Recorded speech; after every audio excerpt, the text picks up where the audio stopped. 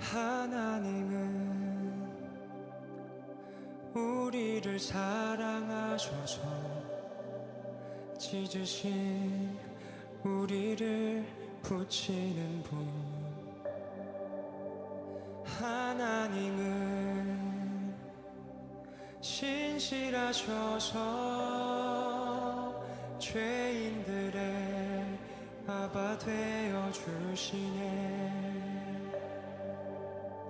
아버지, 우리는 죄지었습니다.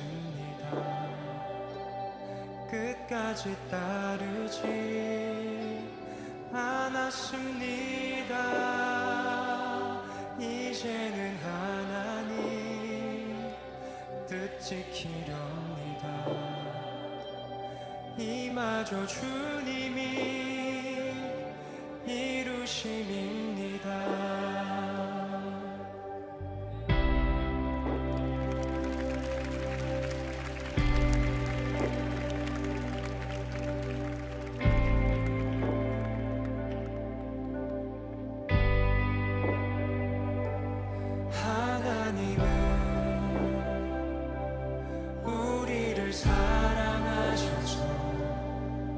찢으신 우리를 붙이는 분. 하나님은 신실하셔서 죄인들의 아바 되어 주시네. 아버지, 우리는 죄지었습니다.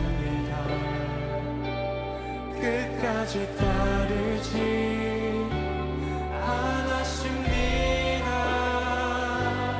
이제는 하나님 뜻 지키렵니다.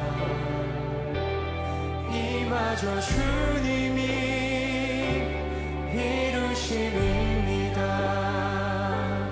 아버지, 우리는 죄지었습니다. 끝까지 따르지 않았습니다. 이제는 하나님 뜻 지키렵니다. 이마저 주님이 이루심입니다. 우리 모여 찬양하자.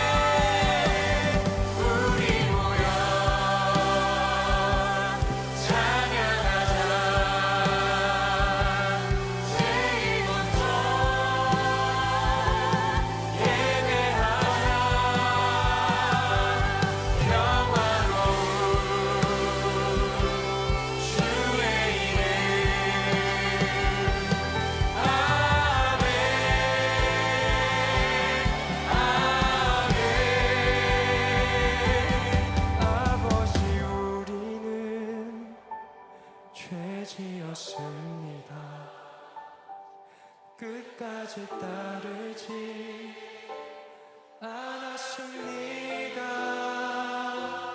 이젠 하나님 뜻 지키렵니다. 이마저 주님이 이루심입니다.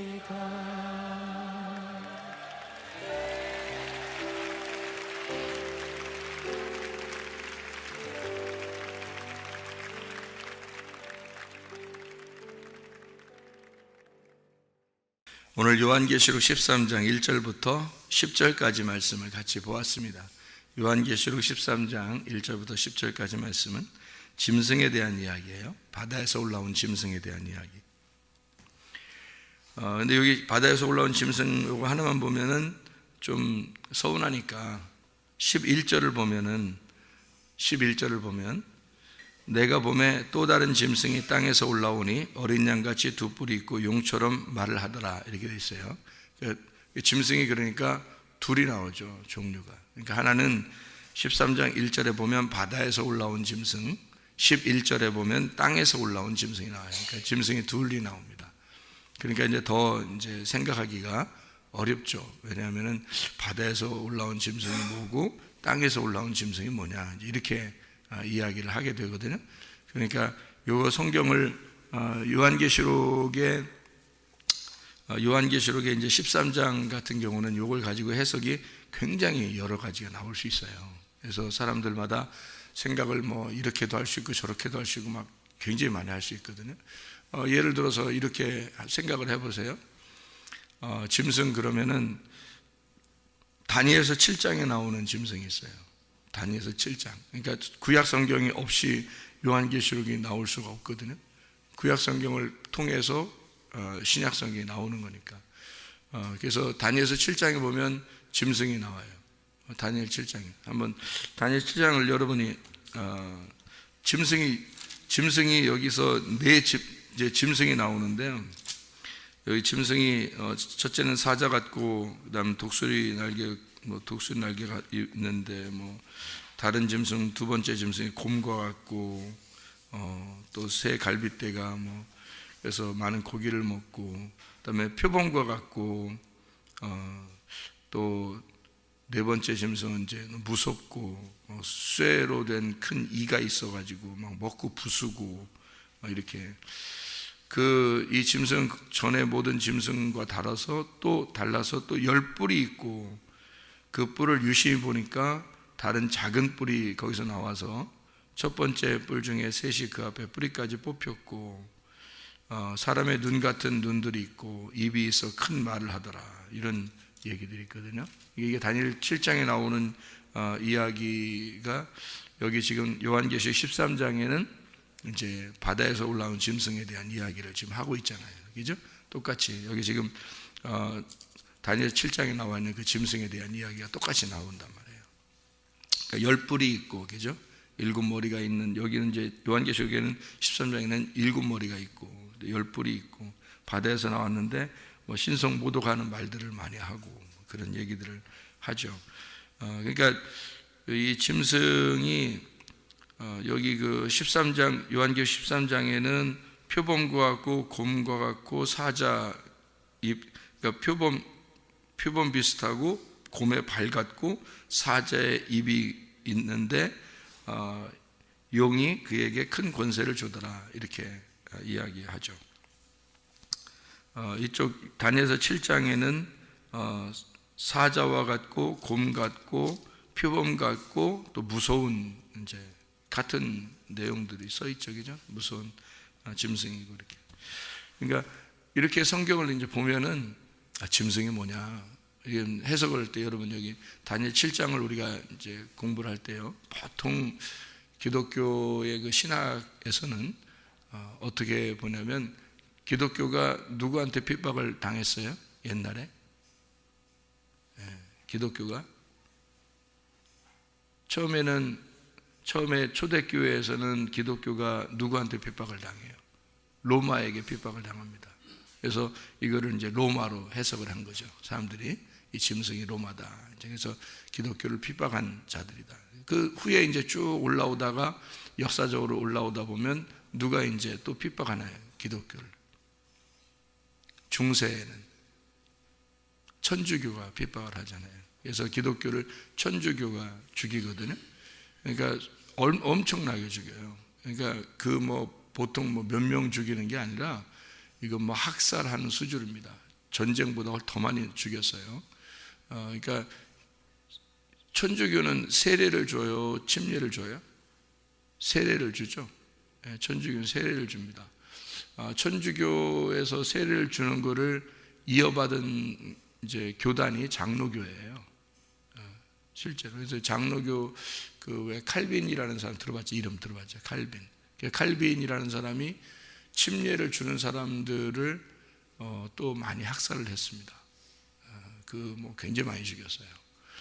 그러니까 사람들이 이제 그 역사를 이렇게 가만히 보면 야 진짜 칼빈이 천국 갔겠냐 지옥 갔겠다 이런 사람들도 많아요. 사람들이요. 왜냐하면 사람들 너무 많이 죽였으니까 그런 얘기를 하거든요.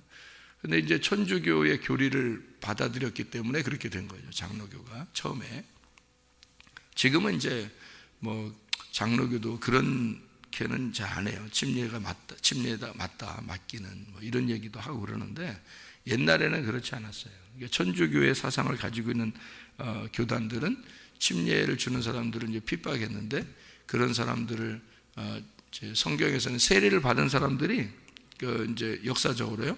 세례를 받은 사람들이 이 세례가 안 맞다 성경적으로 예수님도 침례를 받았는데 우리도 침례를 받아야 되겠다. 그래서 결심한 침례를 받는 사람들을 죽인 게 어마어마해서 그게 재침례파를 죽였다 해서 다시 침례를 받은 세례를 받은 사람들이 침례를 새로 받았다 해서 그걸 이제 역사적으로는 재침례파라고 그러거든요. 그 재침례파를 어느 정도 죽였냐면요. 거의 한 5천만 명에서 1억 가까이를 죽였으니까요. 천주교가요. 그러니까 이건 전쟁보다 훨씬 많이 죽인 겁니다. 그러니까 이건 뭐 몇 천만 명을 죽였어요. 우리나라 인구가 몇이에요? 5천만 명이잖아요. 우리나라 인구가 5천만 명이거든요. 남한의 인구가 지금 현재. 근데 그거보다 더 많이 죽였으니까 생각해 보세요. 침례 준다고. 그러니까 침례 니네들 물 좋아하니까 물에 죽인다 해서 물에다 다 빠뜨려 죽여버리고 뭐 그냥 쇠사슬로 묶어가지고 쭉 밑으로 내려서 물로 내려가지고 다 죽여버리고 못 올라오게 하고 뭐 그렇게 죽인 사람들이 세례 때문에 세례를 안 준다 너희들이 침례를 준다는 것 때문에 어마어마하게 죽인 게 천주교입니다. 그거를 이제 이어받은 게 장로교가 또 칼빈이 침례 준 사람도 많이 죽였고요. 그래서 옛날에는 그 역사를 갖다가 이제 숨기기 위해서 그런 건지 침례를 주는 침례교를 갖다가 이단이라고 했어요. 한국은 장로교가요. 그런데 이제 침례를 주는 게 침례교가 세계적으로 이제 사람들이 여행을 다니고 하다 보니까 침례를 주는 사람이 더 많단 말이에요. 한국만 세례 주는 사람이 더 많은 거지. 침례 주는 사람이 더 많으니까 이상하다. 뭐 이거 어떻게 된 거냐 해서 알아보니까 지금도 그렇지만 미국에서는 전 기독교의 한 반 이상이지 60% 정도가 침례교거든요. 미국 같은 데는. 그러니까 한국 사람들이 미국에 가서 공부하고 오고 하다 보니까 이거 아니다. 이 침례가 맞는가 보다. 알아보니까 침례가 이제 성경적으로 침례가 맞거든요. 그러니까 침례를 이제 침례가 이단이 아닌가 보다. 이렇게 하는 사람들이 생긴 거예요. 그러니까 이게 참 희한한 거죠. 사람들이. 이게 좋아요. 세례를 주면 어떻고 침례를 주면 어떤 애가 하나의 의식이니까. 그런데 그것 때문에 사람을 죽였단 말이에요. 수많은 사람을. 그 침례를 받는 사람. 그러니까 주님의 제자들은 예수님의 명령에 따라서 이제 침례를 받고 또 침례를 주고 그리고 말씀을 이제 제자를 삼아서 가르치고 이렇게 했단 말이에요. 그런 이제 사람들이 쭉 밑으로 내려왔어요. 근데 그런 사람들은 대부분 핍박을 당했어요. 희한하게. 그러니까 핍박을 당하면서도 교회, 음부의 권세가 이기지 못하는 교회는 계속 있었습니다. 그러니까 침례가 그러니까 안 없어진 거죠. 세례를 주는 사람들이, 침례를 주는 사람들을 다 죽였는데도, 근데도 계속 살아남았어요. 희한하죠. 그러니까 그래서 역사, 침례의 역사를 쭉 이렇게 보면 있잖아요. 그러니까 이런 역사를 이게 아는 사람들, 뭐 피 흘린 발자취라는 역사가 있어요. 그런 침례교회 그 역사가 있는데, 그런 역사를 아는 사람들은요, 침례교회에 대한 자부심이 굉장합니다. 여러분, 장로교가 가지고 있는 자부심하고는 뭐 비교도 안 돼요. 침례교회의 그 역사를 가진 그 자부심, 그런 그 목회자나 그 자손들이나 또는 그 성도들은요, 역사를 아는 침례교 자손들은 굉장합니다. 그 자부심이요, 굉장히. 그러니까 이게 핍박을 당하고 순교를 당했던 자손들이거든요. 실제로 믿음을 지키기 위해서, 그 성경을 그대로 지키려고 순교를 당했던 자손들이잖아요. 침례교가요. 그러니까 그 자부심이 굉장한데, 그것도 지금은 이제 우리나라는 세례나 침례나 뭐 같이 성경도 같이 쓰고요. 그렇게 글자도 이제 같이 바꿔서 쓰기도 하고 그래요. 이제 세례로 쓰면 밑에다가 혹은 침례 이렇게도 써주고요. 그리고 이제 침례교 책에도 이제 침례로 써놓고, 그 다음에 이렇게 침례나 세례나 침례 이렇게 같이 이렇게 지금 쓰거든요. 의미가 있으니까, 의미는 똑같은 거니까 그렇게 써요. 그러니까 상관없다는 얘기죠. 지금은 서로 용납하고 용서하고 그런 거죠. 세계적인 역사로 보면은 침례 받은 사람들이 핍박을 많이 당했습니다. 수많은 사람이 죽임 당했어요. 그러면서도 믿음을 지킨 사람들이 이제 침례교 사람들이거든요. 그 뭐 침례교를 자랑하자 그런 의미가 아니고, 어쨌든 그렇게 보면은 여기에 짐승은 누가 되겠습니까? 장로교 시대에 칼빈이 사람들을 스코틀랜드에서 침례를 준다고 죽인 사람들이 굉장히 많은데, 그때는 누가 적그리스도가 되겠어요? 칼빈이 적그리스도가 되는 거예요. 이쪽 반대에서 죽임당하는 사람들이 성경을 보는 사람들은요, 장로교가 적그리스도가 되는 거예요. 그렇게 되면. 그리고 천주교 시대에는요, 천주교 시대는 천주교가 기독교를 죽였다니까요. 침례를 준다는 것 때문에 죽인 거예요, 여러분. 그게요. 그러니까 천주교의, 여러분 역사적으로 그 세계사나 공부할 때 보면 천주교가 기독교를 핍박했다 이런 얘기 들어봤어요? 그런 얘기 들어봤을 건데, 역사적 세계 역사에서요. 근데 천주교가 그 기독교를 핍박했다, 죽였다는 게 누구 죽인 거예요? 어떤 교단을, 어떤 사람들을 죽였다? 모르잖아요. 그냥 기독교를 죽였는 것보다 다르죠, 여러분. 그렇지 않아요. 천주교는 유아 세례를 줍니다. 근데 기독교는 원래 초창기부터 유아 세례가 없었어요. 성경에도 없었고 유아 세례는 없었어요. 근데 천주교가 유아 세례를 주니까 장로교가 그걸 그대로 받아들였거든요. 그런데 침례교는 유아 세례 없습니다. 성경적으로 유아 세례가 없기 때문에 유아 세례를 안 주거든요.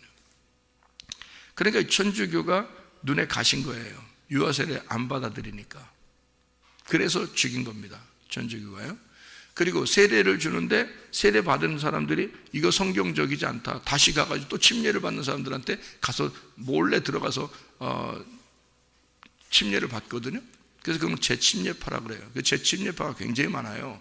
진정한 그리스도인들, 여러분 세계 역사를 이제 세계 역사, 그러니까 기독교 역사를 연구하는 사람들은 이걸 다 알아요. 책들도 많이 나와 있고요. 여러분이 뭐 시중에서 가서 책을 또 찾아보면 다 나와 있으니까, 인터넷으로도 찾아보면 나옵니다. 재침례파라고 해서 진정한 기독교인들 이렇게 나와요. 이 재침례파 하면요. 그래서 천주교에서 세례를 받은 사람들이 다시 침례를 받은, 재침례를 받은 사람들의 그 모임들이 있었어요. 그 사람들이 이제 다 핍박을 당하고 죽임 많이 당했습니다. 그렇게 보면 그 당시에 적그리스도 짐승은 이제 천주교가 되겠죠, 여러분. 그럼 지금 시대는요, 지금 시대에 가장 막강한 그 나라, 가장 막강한 나라의 그 권세를 가진 데가 어디예요? 지금은 우리 시대에는 미국이지만 그 전에는 영국이었습니다. 그 전에는요 독일. 무슨 말인지 알겠어요? 그러니까 그 막강한 권력을 가진 나라들은 다른 나라를 침범하고 파괴시키고 그랬습니다. 그렇죠? 역사적으로요. 그러면 독일 시대에는 독일이 적그리스도가 되겠죠. 다른 나라 입장에서 보면. 그죠? 러시아가 막강했을 때는 러시아가 적그리스도가 되겠죠. 영국이 막강했을 때는요. 다른 나라를 다 점령했잖아요. 영국이. 해가 지지 않는 나라가 되어버렸잖아요. 그렇게 할 때는 다른 나라, 핍박을 당하는 나라들에서는 노예로 잡혀가기도 하고 막 이러잖아요. 그 영국 한 나라를 위해서. 그죠? 아프리카 이런 사람들은 막 노예로 잡혀가고 막 그랬잖아요. 그때는요. 신분이 정확하게 딱 구분됐습니다. 신분이요. 그래서 절대 복종하는 그런 노예들을 해서 지금은 해방 다 됐잖아요. 그러니까 영국이 그런 나라이었을 때는 그 노예들 입장에서 어땠을까요? 그 나라가 적그리스도인 거예요. 짐승인 거예요. 그 나라가. 여러분. 지금은요. 무역전쟁 딱에서 선포해가지고 무역전쟁하고 지금 미국이 자리를 탁 틀고서 무역전쟁으로 탁탁 공격하니까 어떻게 해요? 꼼짝 못합니다. 다른 나라들 지금 막 망하고 있어요. 그냥 막 망합니다. 여기에 걸려들면 그냥 다 죽는 거예요. 무역전쟁으로 딱 발을 딱 뻗쳐버리면요. 그래서 지금 뭐 보세요. 미국하고 딱 상대에서 반대로 딱 돌았으면 무조건 무역전쟁으로 딱 들어가거든요. 그러면 뭐 그냥 폭삭해버립니다. 베네수엘라, 터키, 이란, 뭐 중국도 지금 휘청휘청하고 합니다. 이런 나라들 반대 입장에서 볼 때는 지금 적그리스도가 누구예요? 이쪽에 있는 사람들이 볼 때, 성경을 볼 때는요. 망하는 나라의 입장에서 볼 때는 미국이란 나라가 지금은 적그리스도의 나라가 되는 거예요. 자, 그러면 시대마다 다 달라졌네요.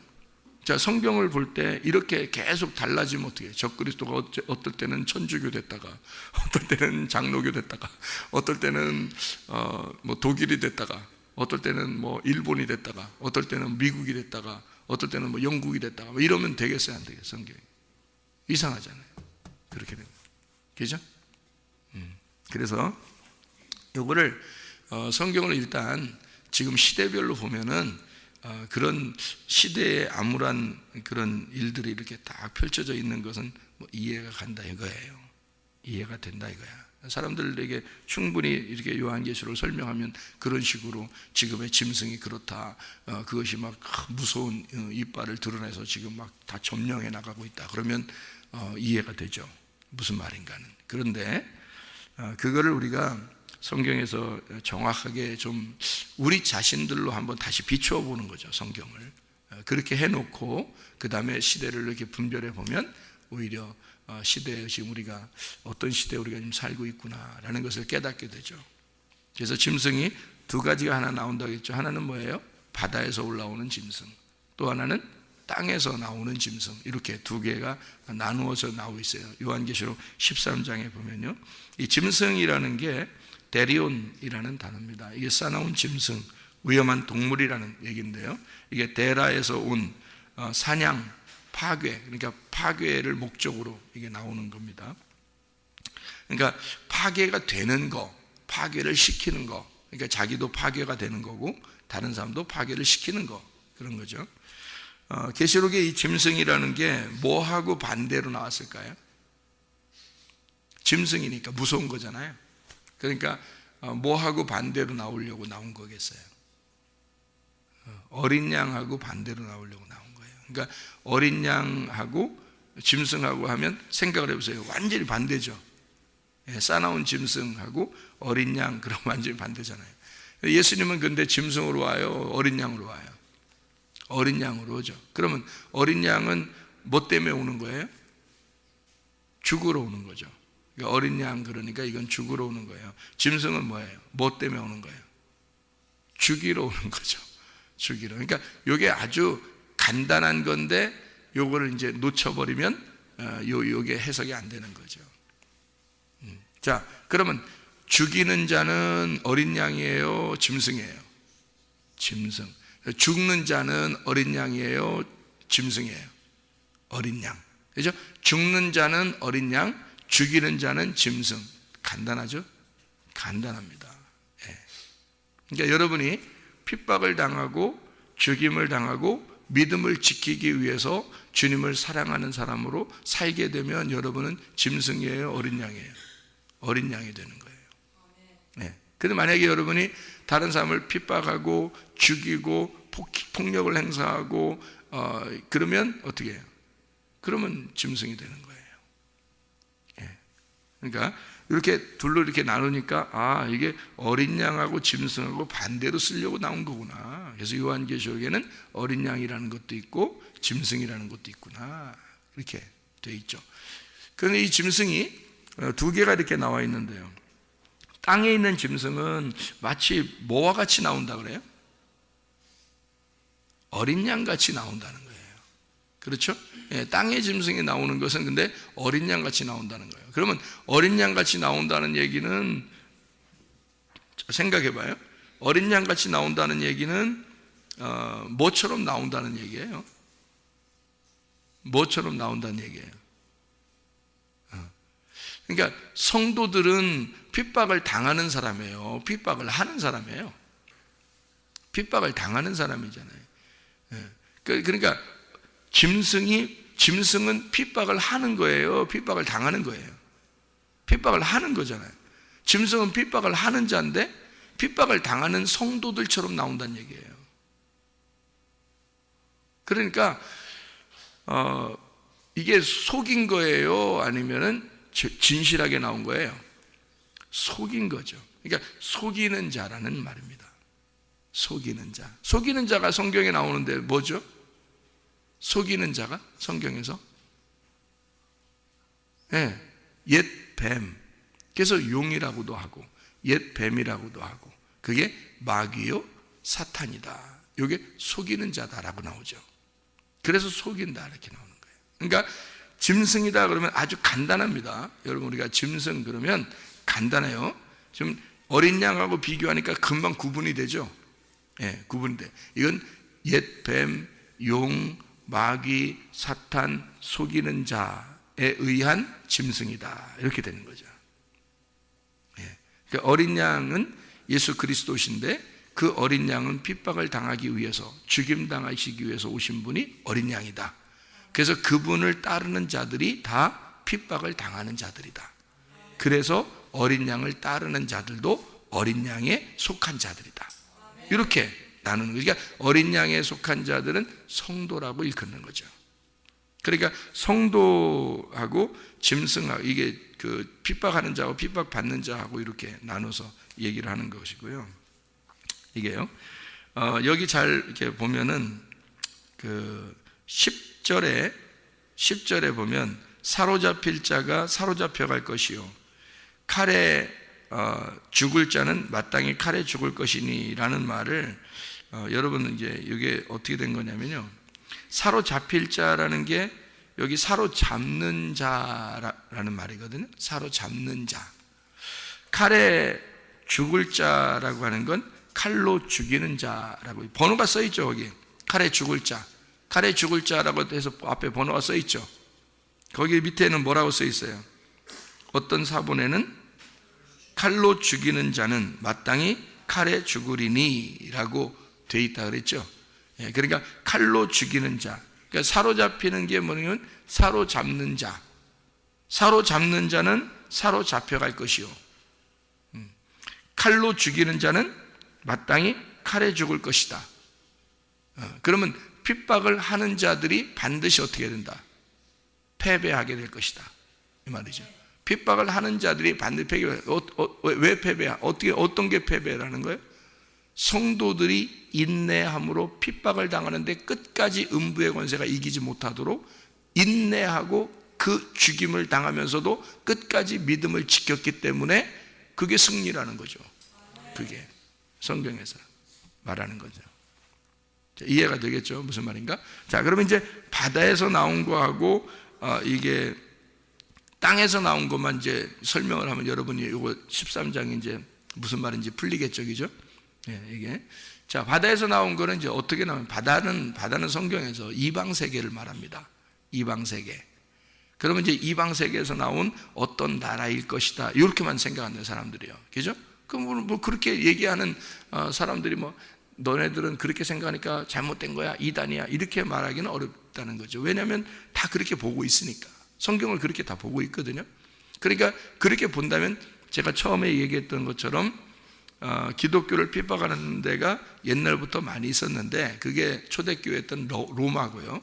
로마가 이제 무서운 이빨을 드러낸 그런 짐승과 같은 자들이었고요. 그 다음에 좀 지나서는 천주교가 그렇게 기독교를 핍박하고 미워했어요. 그리고 이제 좀 더 이렇게 지나가 보면 기독교의 탈을 쓴 그런 그 기독교라고 하는 나라들이 세계를 정복해 나갔어요. 세계를 정복해 나가는 건 이런 말씀들 때문에요. 생육하고 번성하고 땅에 충만하라, 그래서 그 정복해 나간 거예요. 그런 나라들이, 그러니까 기독교를 받아들인 나라들이 기독교의 나라가 되면서 세계를 정복해 나가기 시작하는 거예요. 그래서 영국이 세계도 막 정복해 나가려고 그러고, 독일도 막 세계 정복하려고 그랬던 거고요. 이렇게 기독교가 들어간 나라들이에요. 그래서 그 사람들이 전쟁하기 전에 기도하고 전쟁했어요. 기도하고 목사님한테 기도받고 안수기도 받고 가서 전쟁하고 그랬어요. 그 나라들이요. 그러니까 하나님 입장에서는 어떻게 해요? 이 나라도 기도받고 나오고 이쪽 나라도 기도받고 나오는 거예요. 전쟁할 때. 그 누구 편 들어줘야 되는 거예요? 네? 생각해 보세요. 독일도 기도받고 나왔어요. 영국도 기도받고 나온 겁니다. 그 누구 편 들어줘요? 영국이 이긴 걸 보니까 영국 편을 들어줬네, 하나님이. 영국이 승리하면서, 2차 세계대전 승리하면서요, 이스라엘이 해방됐습니다. 그러니까 이 하나님의 그 역사는 어디에 초점이 있었던 거예요? 이스라엘 쪽에 초점이 있었던 거예요. 그러니까 이스라엘이 독립을 하게 되잖아요. 그 시점에 한국도 해방이 되고, 그죠? 그러니까 이게 한국하고 이스라엘은 나라가 어떻게 양쪽에서, 한쪽은 서쪽, 한쪽은 동쪽에서요, 땅의 서쪽과 동쪽에서 거의 비슷한 역사를 가지고 있습니다. 전쟁도 비슷한 역사, 그리고 해방도 비슷한 역사를 가지고 있어요. 발전한 것도 비슷하게 발전하고요. 이렇게 하나님이, 그래서 저는 한국이 아무리 위험해도 하나님이 이스라엘을 보호하는 한 한국도 보호할 것이다, 이렇게 보거든요. 제 마음속에 이제 바람인데, 그게 바람인데, 하나님이 그렇게 보호하지 않겠냐. 한국이 지리적인 위치로 보면 이스라엘도 그렇고 한국도 그렇고 굉장히 외침이 많은 지역이에요. 이스라엘도 뭐 계속 외적이 거의 다 침략해서 다스리던 나라들이에요. 이스라엘이요. 한국도 뭐 계속 외침이 있었던 그런, 우리나라만큼 그렇게 외침이 많은 나라가 또 어디 있어요, 세상에서. 그렇게 그런 삼면이 바다기 때문에 그렇게 외침이 많았던 나라고요. 이스라엘도 외침이 그렇게 많은 나라예요. 그게 지리적으로 요충지기 때문에요. 그런데 양쪽에서 하나님이 그런 나라들을 단련시켜서 마지막 때에 그 하나님의 그 마지막 그 사역자들로 이스라엘과 한국을 쓰지 않겠나, 이런 생각을 갖게 되고, 하나님이 보호하신다. 하나님이 보호하시기만 하면은 되는 거거든요. 자, 그래서 이 한국이라는 나라를 이게 지리적으로, 그러면 이쪽 세계적으로 나라들이 정복해 나가려고 했던 나라들도 기독교 나라들이 굉장히 많은데, 지금도 세계의 패권을 가지고 막 다른 나라들을 못 살게 구는 나라도 기독교 나라예요. 지금도. 그러니까 이게 그런 걸로 보면은 성경이 어떻게 해요? 어떤 나라를 딱 집어서 보게 되겠죠? 근데 그것도 지나간단 말이에요, 자꾸. 그러면 뭐가 진짜 짐승이냐, 뭐 이렇게 얘기하기가 어렵잖아요, 그러면. 근데 성경에서 말하는 짐승은, 요한계시록 13장에 나오는 짐승은 다니엘서 7장에 이미 나온 짐승이란 얘기죠. 그죠? 그렇게 나오는 짐승을 여기 요한계시록 13장에 쓴 거란 말이에요. 다니엘 7장에 나오는 그 짐승의 마지막 주자가 누구예요? 로마예요. 마지막 주자가 로마. 그러니까 바벨론, 메데파사, 그리스, 로마, 이 네 짐승인데 마지막 짐승이 로마거든요. 그러니까 여기 로마가 딱 자리를 잡고 자리를 틀고서 딱 해서 그때 예수님이 오셔가지고 핍박을 당하시고 죽임을 당했잖아요. 그거로 끝난 거예요. 그게. 그러니까 이 역사는 그거로 딱 끝나. 예수의 십자가 못 박혀 죽으심으로 딱 역사가, 그 성경의 역사가 끝났잖아요. 그러면 지금 여러분 생각해 보세요. 지금 우리들에게는 이것이 요한계시록 13장이 우리에게 어떤 의미로 다가오지 않으면 이 성경책은 우리에게 아무 의미가 없는 책이 되어버리죠. 의미로 다가오지 않으면 안 되는 거죠. 의미로 다가와야 되는 거죠. 이게 그래서 이제 바다에서 나온 짐승과 땅에 나온 짐승 요 얘기를 이제 우리가 알아야 되는데 성경적인 그런 이제 해석이죠. 다시 말하면 왜냐하면 성경은 다 나를 위해서 쓴 거니까, 그죠? 성경은 나를 위해서 쓴 거지 성경이 다른 것 때문에 쓴 게 아니잖아요. 자, 그러면 바다에서 나온 짐승이 뭘까? 바다에서 이방 세계인데 그 이방 세계에서 나온 어떤 짐승이 있다라는 얘기예요. 그러면 이방 세계에서 나온 짐승이면 뭘 얘기할까요? 이방 세계에서 이렇게 쑥 빠져서 나왔어요. 그러면 처음에 창조할 때도 창세기 1장에 창조할 때 땅이 어떻게 생겼죠? 땅이 바다에서 이렇게 올라왔잖아요. 그죠? 그러면 땅이 처음에 바다에서 올라왔고 이방 세계에서 이렇게 올라온 바다에서 이렇게 올라온 짐승, 발이 4개, 발 4발 가진 짐승, 발 4개를 했다면 4 모퉁이가 있다는 얘기거든요. 4발이 있으니까 4 모퉁이가 있고 바다에서 올라온 4 모퉁이를 가진 거, 이게 바다에서 올라왔는데 땅인데 4 모퉁이를 가졌어요. 창세기 1장은 그 뭐예요? 창세기 1장 2장 보면, 창세기 1장 2장에 보면 뭐가 나왔어요? 바다에서 올라온 게 에덴 동산이잖아요. 에덴 동산이 어떻게 생겼어요? 동그랗게 생겼어요? 세모나게 생겼어요? 네모나게 생긴 거예요. 그래서 성경에는 마태복음 13장에는 밭이라고 하는 거예요. 밭. 그 안에 보화가 없으면 밭은 짐승이 되는 거예요. 4발 가진 짐승이 되는 거예요. 그러니까 보세요.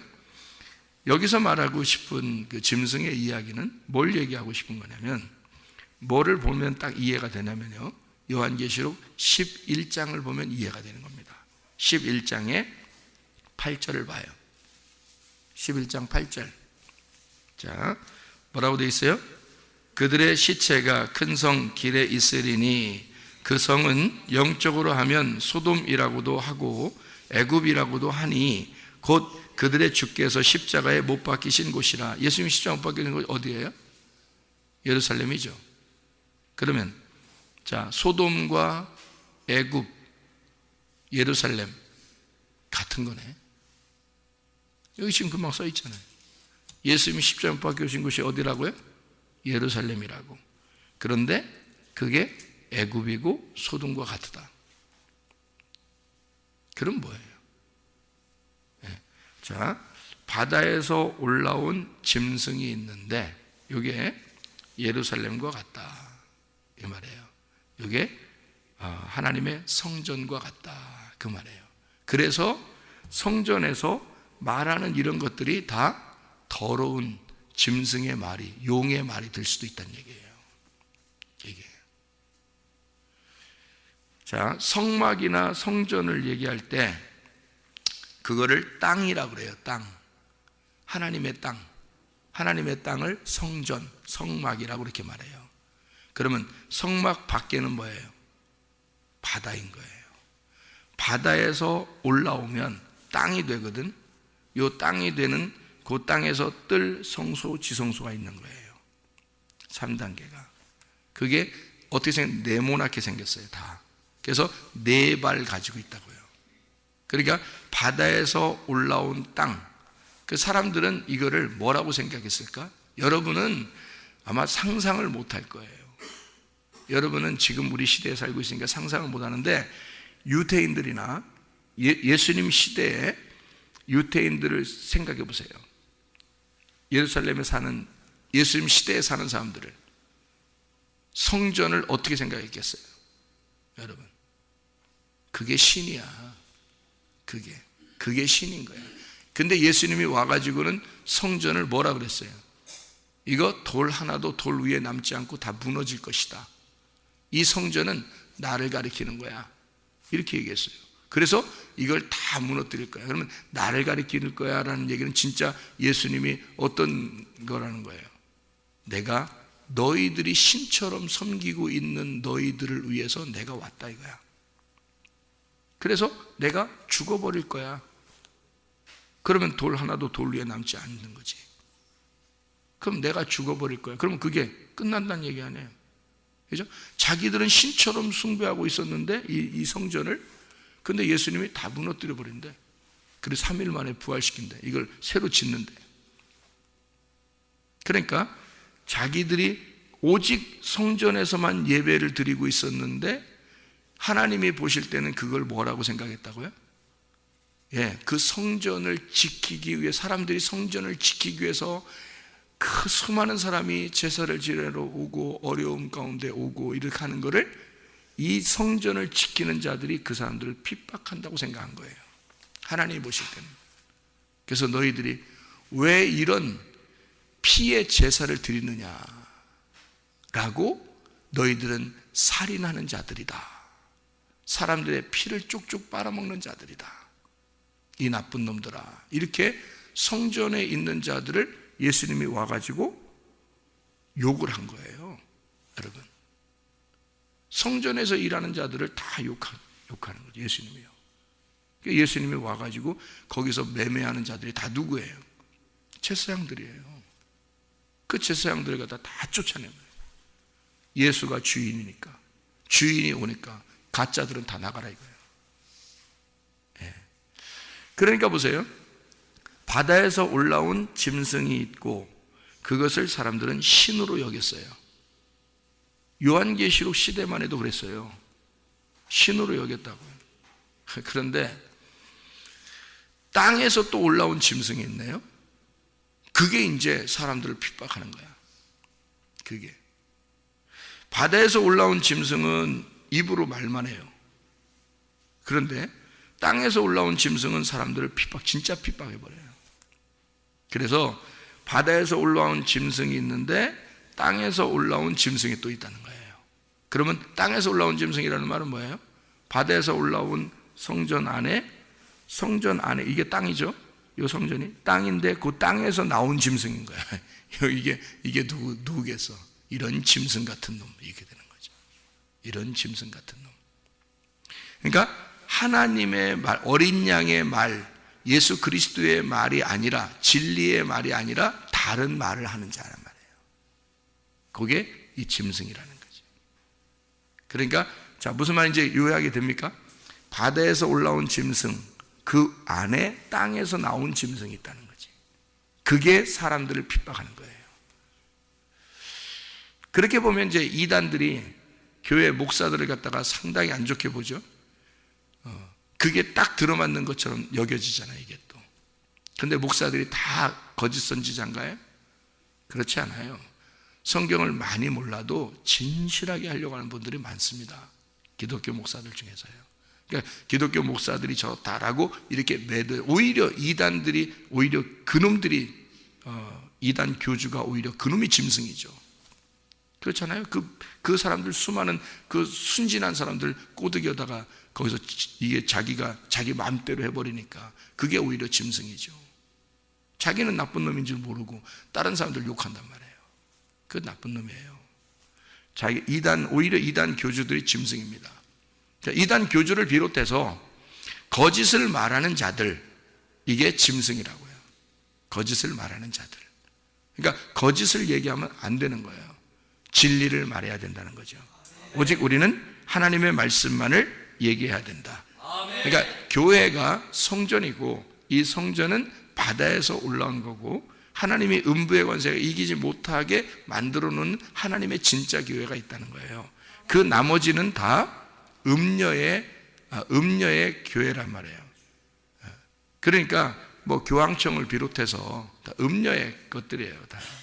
그러니까 진짜 교회를 빼놓고 나머지, 그래서 교회를 자꾸 핍박하는 거예요. 진짜 교회를 핍박하는. 그래서 진짜 교회가 마지막에 뭐 부흥할 것이다, 잘 될 것이다, 이거는 헛소문입니다. 그럴 수가 없어요. 마지막 때가 딱 되면요, 진짜 교회는 핍박을 당하게 되어 있습니다. 진짜 교회는. 여러분과 저도 마찬가지예요. 마지막 때가 되면 우리를 뭐 굉장히 누가 좋아할 것 같습니까? 그렇지 않아요. 핍박을 감수하고 주님을 믿는, 그래서 인내로, 여기에 성경에 보면 10절에 보면 성도들의 인내와 믿음이 여기 있느니라, 이렇게 되는 거예요. 성도들의 인내와 믿음이 여기 있느니라. 왜냐하면 인내와 믿음으로 이걸 지켜내야 되니까. 왜냐하면 너희들을 핍박하고 죽이는 자들이, 너희들을 못살게 굴고 너희들을 핍박하는 자들이 결국 그들이 패배할 것이니까 기다려라, 인내하고 기다려라, 그러는 거잖아요. 주님이 우리와 함께 하니까. 어린 양은 죽임당하려고 있는 거예요. 짐승은 죽이려고 있는 거고요. 신부하고 음녀가 반대입니다, 요한계시록에는. 그래서 신부는 깨끗한 거룩한 하나님의 백성이고 핍박을 당하는 자들이에요. 그 음녀는 다른 사람을 핍박하는 더러운 여자예요. 성경에서. 그러니까 음녀와 신부가 딱 구분돼서 신부만 천국 가는 겁니다. 음녀는 지옥 가는 거고요. 그래서 음녀와 신부를 딱 나누고요, 어린 양과 짐승을 딱 나눠서 얘기하려고 하는 거예요. 여기서 무슨 말인지 속이는 자, 어린 양같이 나오는 자, 속여요. 마치 자기도 성도인 것처럼, 자기도 하나님의 종인 것처럼 그렇게 다 속여요. 그게 이단 교주들도 그렇잖아요. 기독교 목사님들 중에서도 성경을 모르면서도 자기가 그렇게 안다고 그렇게 하는 사람들도 있잖아요. 그러면 엉뚱한 얘기들을 전하게 되죠. 그 엉뚱한 얘기를 전하면 밑에 성도들은 순진하게 다 받아들여요. 그렇구나, 그런 말이구나. 그러니까 기독교 국가에서도 세계를 정복해 나갔죠. 그게 가능했던 겁니다. 성경대로 하자고 하면서 자기들은 그런 거예요. 근데 성경대로 한 게 아니라 다른 나라를 핍박한 거죠. 그렇게 보면 그게 잘못된 겁니다. 그러니까 성경을 잘 못 이해하면, 성경을 자기로 거울로 자기를 비추는 것으로 보질 못하면 이 성경은 진짜 그 어린아이가 뭣도 모르고 술 취한 자가 가시나무를 들고서 흔드는 것과 똑같아요, 이 성경이요. 그런 걸 선악과라 그래요. 선악과 먹은 자들. 생명나무 먹은 자가 돼야 되고요. 우리는 이 말씀을 통해서 나를 비추고 영혼을 살리는 일에 우리가 하나가 되셔야 합니다. 주님의 마음과 하나 되시고 오늘도 주님과 동행하다가 승리하시기를 바랍니다. 기도하겠습니다.